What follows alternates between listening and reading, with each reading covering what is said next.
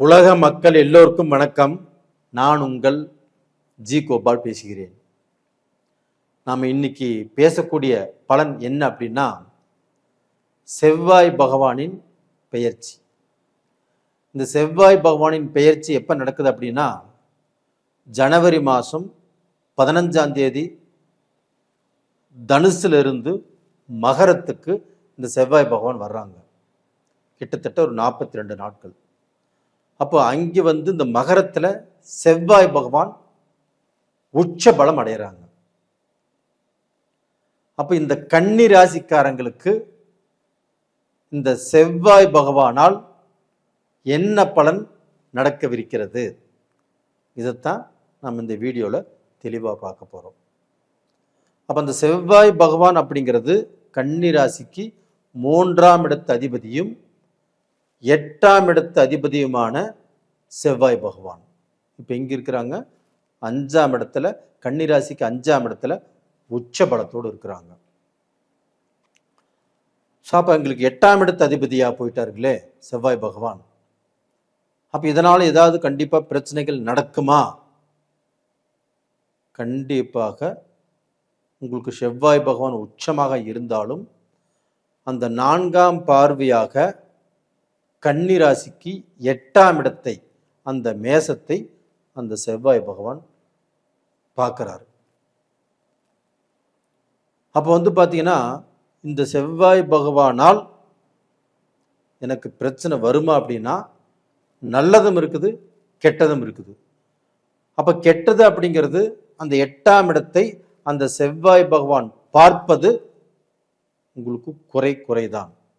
அப்போ இதனால் என்னாகும் அப்படின்னா, ஏதாவது விபத்துக்கள் சம்பந்தப்பட்டது நடக்கவிருக்கிறது.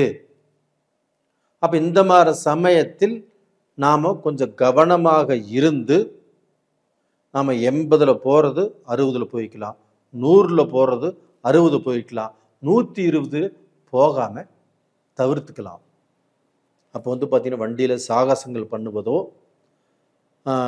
ஒரு விபத்துக்கள் நடக்காமல் இருப்பதற்கு என்ன விஷயமோ அதை நாம் சொல்கிறோம். அது போக எங்கே போனாலும் ஹெல்மெட் போட்டுட்டு போங்க. ஹெல்மெட்டு போடாமல் போனீங்கன்னா ஒரு சின்ன விபத்து நடந்தாலுமே அது பார்த்திங்கன்னா உங்களுக்கு தலைக்கோ இல்லைன்னா பார்த்திங்கன்னா அந்த பாதத்துக்கோ கண்டிப்பாக அடிபடுவதற்கு வாய்ப்பு இருக்கிறது. அப்போ தேவையில்லாத மருத்துவ செலவுகள் உருவாகும். நம்மளை பெற்றவங்க, நம்மளுடைய அண்ணன் தம்பிங்க, நம்முடைய அக்கா தங்கச்சிங்க, உங்களுக்கு அடிபட்டுச்சுன்னா அவங்க வருத்தப்படுவாங்களே இல்லையா, வேதனைப்படுவாங்களே இல்லையா, அந்த வேதனையை கண்டிப்பாக கொடுக்காதீங்க. அதனால் தயவு செய்து ஹெல்மெட் போட்டுட்டு போகிறது உங்களுக்கு நல்லது. இதை நான் ஏன் சொல்கிறேன்னா, ஒரு முன்னெச்சரிக்கை. அப்போ பார்த்தீங்கன்னா, இதை நான் சொல்லாமல் போய் ஏதாவது ஒன்று நடந்துருச்சுன்னா, அவர் அன்றைக்கி பலன் சொன்னார் இதெல்லாம் சொல்லவே இல்லையா அப்படின்னு சொல்லுவீங்க. உங்களுக்கு முன்னெச்சரிக்கையாக இருக்கணும் அப்படிங்கிறது தான் இப்போ இந்த பீரியடில் நான் சொல்கிறது. ஒரு சில பெண்கள் இந்த சமயத்தில் ஸ்கூட்டி ஓட்டி பழகுவாங்க, இல்லை கார் ஓட்டி பழகுவாங்க. அதனால் இந்த ஒரு 40 நாட்கள் முடிஞ்ச வரைக்கும் அதை அவாய்ட் பண்ணிக்கிறது நல்ல விஷயம். அப்படியே இருந்தாலும் ரொம்ப 90% ரொம்ப ஜாக்கிரதையாக இருந்தால் மட்டும்தான் உங்களுக்கு நல்லது. அதுபோக இந்த சமயத்தில் கடன் படக்கூடிய அளவுக்கு வாய்ப்புகள் உருவாகும். கடன்காரங்க உங்களை கேட்கக்கூடிய அளவுக்கு வாய்ப்புகள் உருவாகும். அவங்க கேட்ட நேரத்தில் நம்ம கொடுக்க முடியாத சூழ்நிலைகள் உருவாகும். அப்போ இந்த மாதிரி பிரச்சனைகளும் இந்த டயத்தில் இருக்குது. அப்போ 2வது பார்த்தீங்கன்னா, நம்மளுக்கு யாராவது நாளை நம்மளுக்கு சில பிரச்சனைகள் கண்டிப்பாக வரும். அப்போ பார்த்தீங்கன்னா, அந்த பிரச்சனைகள் வராமல் இருக்கிறதுக்கு நீங்கள் அடுத்தவர்களுடைய சகவாசம், தேவையில்லாத சகவாசம், பந்தக்காரங்க அவங்களுடைய சகவாசம், உங்களுடைய பழக்க வழக்கங்கள், இதில் கொஞ்சம் பொறுமையாக இருப்பது நல்ல விஷயம். அப்போ இது போக பார்த்தீங்கன்னா, உங்களுக்கு அதே செவ்வாய் பகவான் சிம்ம ராசிக்கு 11ஆம் இடத்தை பார்க்குறாங்க. அங்கு செவ்வாய் நீச்சம். அப்போ உச்சமாக இருக்கக்கூடிய அந்த செவ்வாய் பகவான் நேச்சமான இடத்தை பார்க்கும்போது நேச்ச பங்க ராஜயோகம். அப்போ வந்து கன்னி ராசிக்காரங்களுக்கு 11ஆம் இடத்தையும் செவ்வாய் பார்க்குறாங்க, 12ஆம் இடத்தையும் செவ்வாய் பார்க்குறாங்க. அப்போ வந்து பார்த்தீங்கன்னா இந்த 11ஆம் இடத்தை செவ்வாய் பார்க்கும்போது கண்டிப்பாக அது நம்மளுக்கு லாபத்தை கொடுக்கும். ஒரு தொழிலாக இருக்கட்டும், ஒரு வியாபாரமாக இருக்கட்டும், ஒரு ரியல் எஸ்டேட்டாக இருக்கட்டும், ஒரு பில்டிங் கன்ஸ்ட்ரக்ஷனாக இருக்கட்டும், எதுவாக இருந்தாலும் இந்த பீரியடில் உங்களுக்கு லாபத்தை அந்த உச்ச செவ்வாய் கண்டிப்பாக அள்ளி கொடுக்கும். 11ஆம் இடத்துல லாபஸ்தானத்தை பார்க்குறாருங்க. கண்டிப்பாக நீங்கள் தைரியமாக முயற்சி பண்ணலாம்.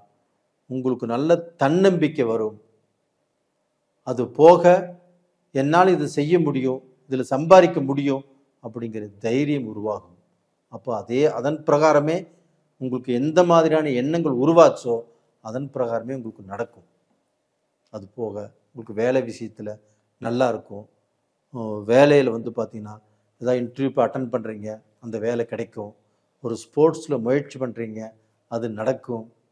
அப்போ வேலையில் வந்து பார்த்தீங்கன்னா நம்ம ஏதாவது சாதிக்கணும், நம்ம ஏதாவது ஒரு ஆராய்ச்சி பண்ணுறோம், அதில் நம்ம சக்ஸஸ் பண்ணணும் அப்படி நினச்சாலும் இந்த பீரியடில் சூப்பராக உங்களுக்கு நடக்கும்.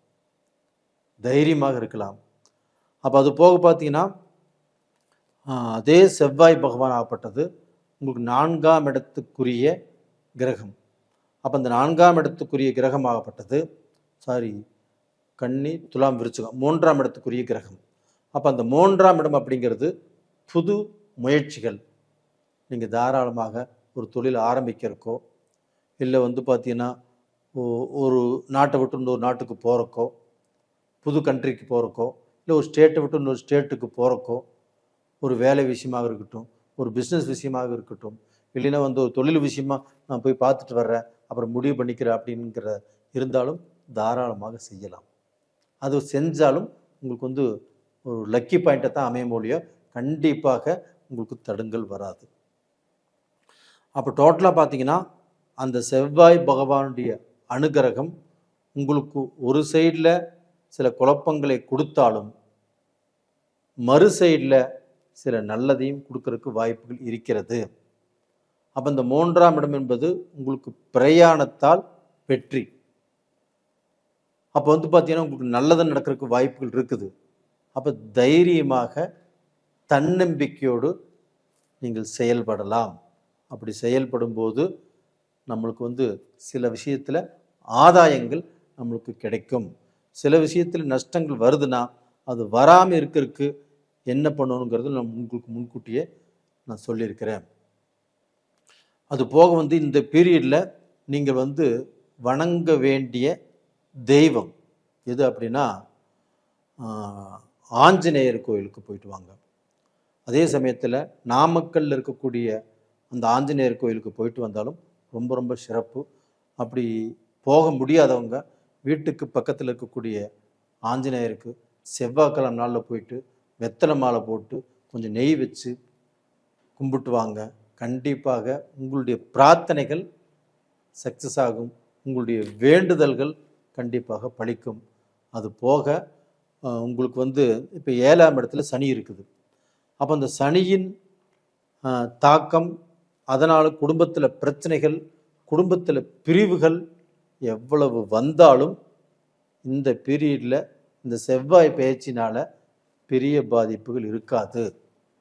தைரியமாக நம்பிக்கையோடு இருங்க, கண்டிப்பாக நல்லா இருப்பீங்க.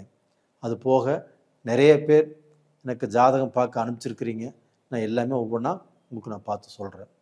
நேயர்களே, உங்களிடமிருந்து விடைபெறுவது உங்களின் ஜி கோபால். நன்றி, வணக்கம்.